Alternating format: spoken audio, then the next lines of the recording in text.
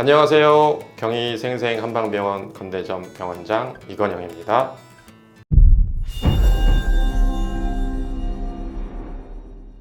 버섯목이라고 들어보셨나요? 일자목, 거북목에 이어 요새는 버섯목이란 말이 유행하고 주목받고 있죠. 간단하게 설명해 드리면 목과 등의 척추가 안 좋아져서 뒷목 아래에 버섯이 자라난 모양, 물소의 혹처럼 보인다 해서 버팔로 험프라고도 합니다. 근데 제가 목 디스크 환자에게 봉침 치료를 하고 나서 치료를 받고 버섯목처럼 됐다고 한 적이 있습니다. 물론 진짜 버섯목 증후군이 된 건 아니고요. 봉침 치료 부위가 부어서 뒷목에 혹이 생긴 것처럼 나타났습니다. 30대 초반의 여성분이었는데요. 봉침 치료를 마치고 이제 귀가를 하려다가 뒷목이 이렇게 부어서 다시 이제 상담을 원한다고 하셨습니다. 이제 아이스팩, 냉찜질을 하면 이제 금세 호전되는 증상이라서 환자분 마음을 안정시키고 냉찜질을 하고 이제 귀가하셨죠.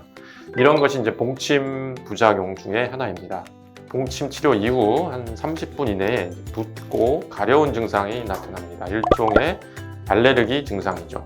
그런데 봉침 치료 후 며칠 있다가 내원하셔서는 봉침 맞고 무릎이 부었다든지 목에다가 치료를 받았는데 손이나 발이 가렵다든지 하는 증상은 봉침으로 인한 부작용은 아닙니다. 봉침 치료를 맞은 부위가 주로 가렵게 되죠. 저는 이제 영화를 좋아해서 많이 보는데요. 이제 오스카 영화제에서 이제 불미스러운 일이 있었던 이제 윌 스미스가 주연했던 좀 오래된 영화 미스터 히치가 있는데요. 이 혹시 보셨나요? 보셨네요. 이제 크게 흥행하지를 못해서 많이 못 보신 것 같은데 여기서 이제 이 윌 스미스가 뭔가 잘못 먹고 눈하고 입술이 퉁퉁 붓는 이제 급성의 알레르기 증상이 나옵니다. 적나라하게 나오죠. 이것은 봉침 치료를 맞은 부위가 아니라 이제 눈이나 입술은 이제 점막이 있잖아요. 그냥 이제 팔다리살하고 다른 부분이죠. 이런 점막이 퉁퉁 부을 정도가 되면 숨이 넘어가는 기도의 점막도 붓게 돼서 기도가 좁아지게 됩니다. 호흡에 문제까지 생길 수 있는 위급한 증상입니다. 영화에서도 응급 상황으로 이제 처치받는 장면이 나오는데요. 이제 요점은요, 봉침의 대표적인 부작용을 말씀드린 거고요. 가장 흔한 부작용은 가려움증입니다. 지금 말씀드린 이 부종, 점막 부위가 붓는 이런 건 신중하게 치료를 또 들어가야 됩니다. 만약 이런 상황이 발생한다고 해도 치료받고 집에 가서 천천히 나타나는 것이 아니라 시술을 받고 수분 이내에 나타나기 때문에 귀가 후에 또 이런 걱정을 굳이 하실 필요는 없습니다.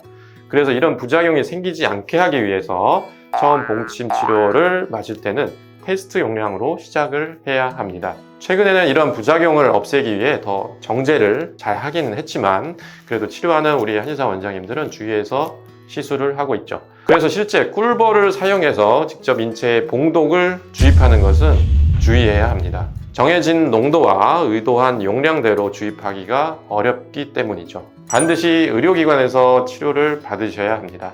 이런 부작용이 있는데도 왜 봉침을 맞느냐? 봉침의 효과는 어떠냐? 이런 내용은 다음 동영상에서 만나기로 하겠습니다. 감사합니다. 원장님, 근데 봉침하면 음경 확대에도 효과가 있다고 하는데 사실인가요? 네, 실제로 저희 병원에 오셔서 궁금해 하시는 경우가 종종 있었는데요. 일종의 봉침의 부작용을 응용한 거라고 생각하시면 됩니다. 봉침의 부작용이 아까 가려움증이라든지 붓는 거라고 말씀드렸는데 부작용을 통해서 확대가 된다 이렇게 해서 접근하는 경우가 있는데 예를 들면 봉침을 맞으면 그쪽에 혈액순환이 잘 돼요. 해당 부위에 시술을 하면 많이 붓게 되겠죠. 근데 그 효과가 계속 지속되는 건 아니고 일시적으로 나타날 수는 있지만 부작용을 응용한 것이기 때문에 상당히 신중하게 접근을 해야 됩니다. 그리고 과학적으로 지금 뚜렷하게 증명된 것이 없기 때문에 의료기관이 아닌 데서 일종의 야매로 이렇게 치료를 받으시는 것은 반드시 안 하셔야 됩니다. 네, 그래서 저희 경희생생 한방병원에서는 봉침 치료를 이용한 음경 확대 시술은 하고 있지 않으니 알아주시면 좋겠습니다.